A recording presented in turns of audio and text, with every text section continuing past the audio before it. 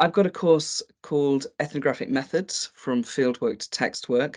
And the reason I'm teaching this course is because while I'm an associate professor of international relations, a lot of my background is on fieldwork, and this course really picks up on having done all your fieldwork, what happens next.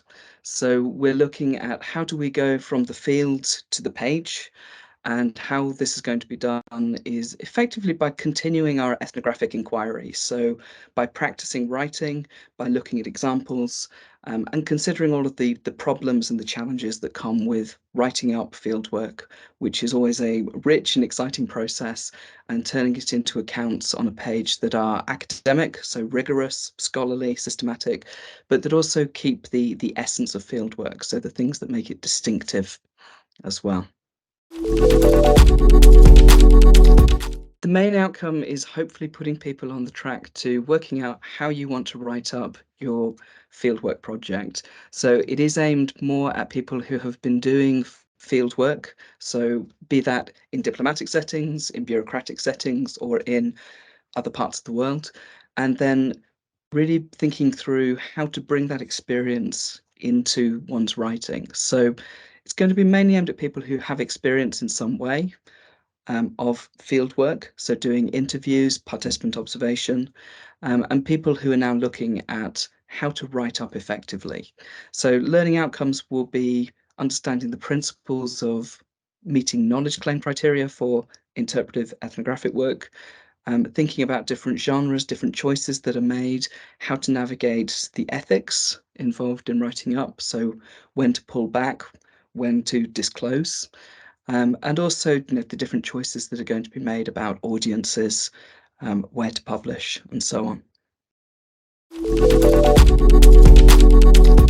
It's going to be quite an experiential, quite a hands-on course.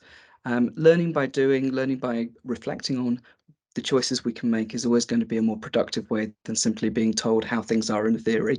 And that's very much the approach that's going to be taken. So there'll be a combination of mini lectures, so input that gives some ideas, and then lots and lots of opportunity to explore these ideas in relation to participants' individual projects, because there's no one size fits all answer. But also a lot of peer-to-peer learning and opportunities for discussion. Because one of the things about fieldwork is often that it's quite isolating, and hearing about other people's choices, experiences, the decisions that they have made can be really, really helpful.